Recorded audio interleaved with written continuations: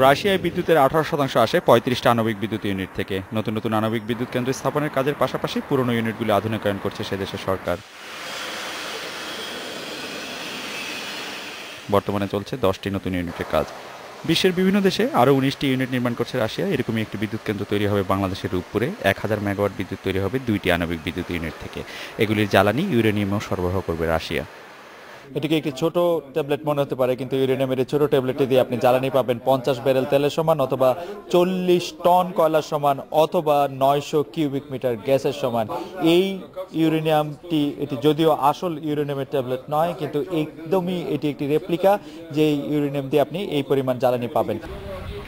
বাংলাদেশ আণবিক শক্তি কমিশন বলছে পাবনার রূপপুরে কেন্দ্রের মূল কাজ শুরু হবে 2016 সালে। 2016 সাল নাগাদ আমাদের মূল চুক্তি সম্পন্ন হবে বলে আমরা আশা করি।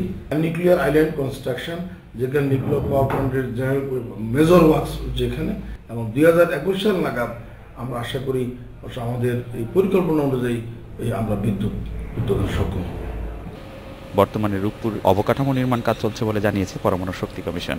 রূপপুর প্রকল্প এখন যে ভূমি উন্নয়ন থেকে শুরু করে অন্যান্য কাজগুলো আমাদের আগে চলছে। নিউক্লিয়ার পাওয়ার প্ল্যান্টের জন্য যে প্রাইমারি কাজ, যে ধরনের প্যারামিটার্স দরকার রিটারের জন্য ডিজাইন ডকুমেন্ট, সেগুলো তৈরি হচ্ছে। রাশিয়ার এই কারখানাতেই হবে বাংলাদেশের রূপপুর আণবিক বিদ্যুৎ কেন্দ্রের সরঞ্জাম তৈরির কাজ। Khaled Mohiuddin, independent news, Dhaka.